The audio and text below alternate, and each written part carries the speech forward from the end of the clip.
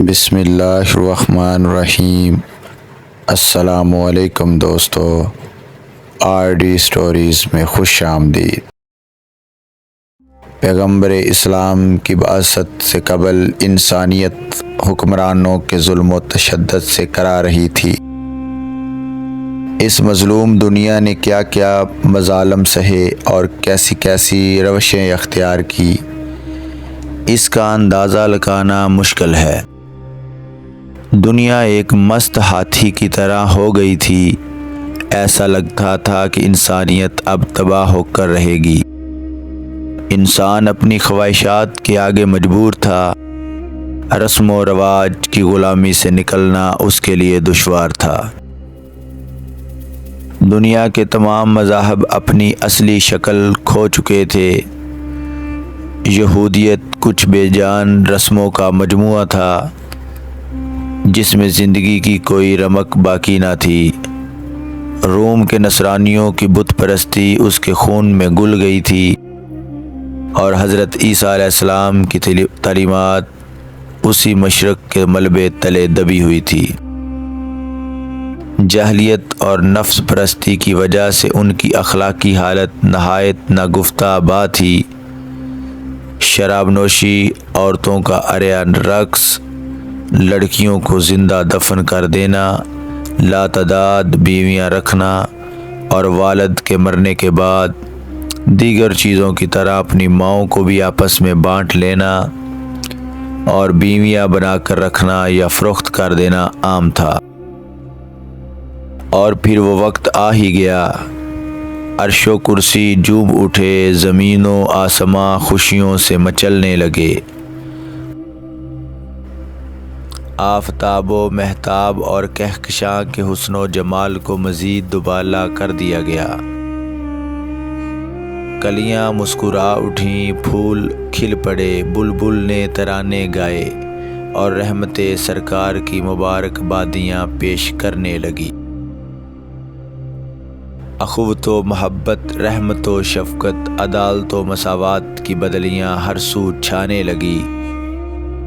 کفر و شرک، ظلم و بربریت، عداوت و نفرت کی دیواریں مسمار ہونے لگیں کہ توحید کا مسرت برا پیغام لے کر، تسکین اور ان کا سارا سامان لے کر، سر اقدس پر رحمت للعالمین کا تاج زری سجا کر، حضرت عبداللہ رضی اللہ عنہ کے گھر میں حضرت آمنہ رضی اللہ عنہ کی بابرکت گود میں ربیع الاول کی 12ویں تاریخ بروز پیر بوقت صبح صادق محبوب خدا مقصود کائنات صلی اللہ علیہ وآلہ وسلم تشریف لا چکے تھے۔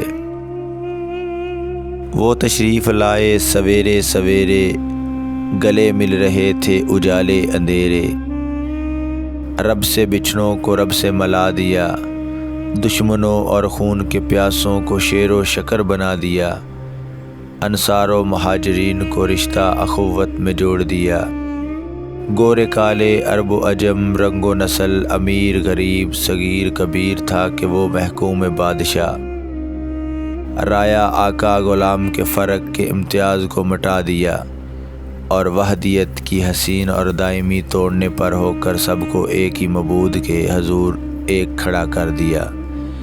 ایک ہی صف میں کھڑے ہو گئے محمود و ایاز، نہ کوئی بندہ رہا نہ کوئی بندہ نواز۔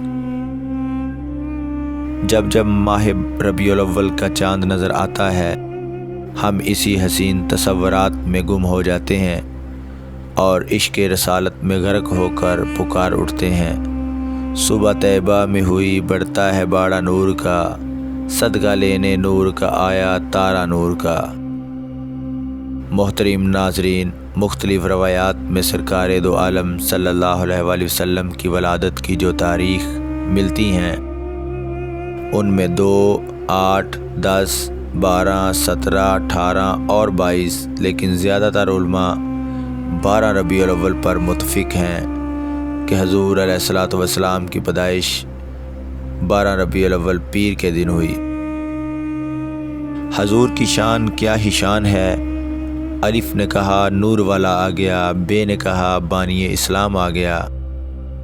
تے نے کہا تاجدار مدینہ آ گیا، سے نے کہا سروت والا آ گیا، جیم نے کہا جلیل القدر آ گیا، ہے نے کہا حبیب خدا آ گیا، خے نے کہا خاتم النبی آ گیا، دال نے کہا دو جہانوں کا والی آ گیا، زال نے کہا ذالک الکتاب کہنے والا آ گیا، رے نے کہا رحمت للعالمین آ گیا، زے نے کہا زمانے کا امام آ گیا، سین نے کہا ساقی کوثر آ گیا، شین نے کہا شافی محشر آ گیا، سواد نے کہا صادق و امی آ گیا، زواد نے کہا ضعیفوں کا معاویہ آ گیا، توئے نے کہا طاہر و مطہر آ گیا، زوئے نے کہا ظلم کو مٹانے والا آ گیا،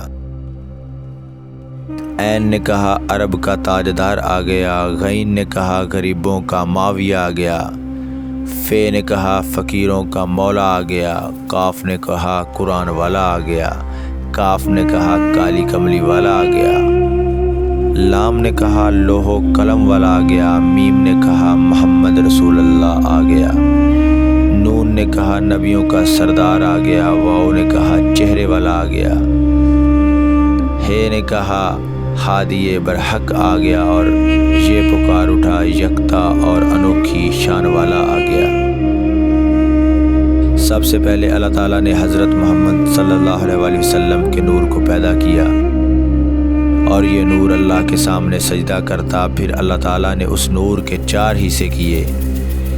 پہلے حصے سے عرش کو پیدا کیا، دوسرے حصے سے قلم کو پیدا کیا، تیسرے حصے سے لوح کو پیدا کیا، پھر قلم سے فرمایا لکھ۔ اس نے کہا اے میرے رب میں کیا لکھوں؟ فرمایا میں قیامت تک جو کچھ پیدا کرنے والا ہوں۔ پھر قلم لوحوں پر چلنے لگا، اور جو کچھ لکھا اللہ تعالیٰ نے فرمایا وہ لکھ دیا۔ پھر چوتھا حصہ اللہ تعالیٰ کے سامنے سجدہ کرتا رہا، اور اللہ تعالیٰ نے پھر اس نور کے 4 حصے کیے۔ پہلے حصے سے عقل کو پیدا کیا، دوسرے حصے سے معرفت کو پیدا کیا اور اس کو لوگوں کے دلوں میں رکھا، تیسرے حصے سے سورج اور چاند کے نور کو پیدا کیا اور آنکھوں کے نور کو پیدا کیا، چوتھے حصے کو اللہ تعالیٰ نے عرش کے گرد رکھا حتیٰ کہ آدم علیہ السلام کو پیدا کیا، تو یہ نور ان میں رکھا۔ بس عرش کا نور حضرت محمد صلی اللہ علیہ وسلم کے نور سے ہے، اور قلم کا نور حضرت محمد صلی اللہ علیہ وسلم کے نور سے ہے، لوح کا نور حضرت محمد صلی اللہ علیہ وسلم کے نور سے ہے، اور دین کا نور بھی آپ کے نور سے ہے، عقل کا نور حضور علیہ السلام کے نور سے ہے، عقل کا نور حضور علیہ السلام کے نور سے ہے، معرفت کا نور حضور علیہ السلام کے نور سے، سورج چاند اور آنکھوں کا نور حضور علیہ السلام کے نور سے ہے۔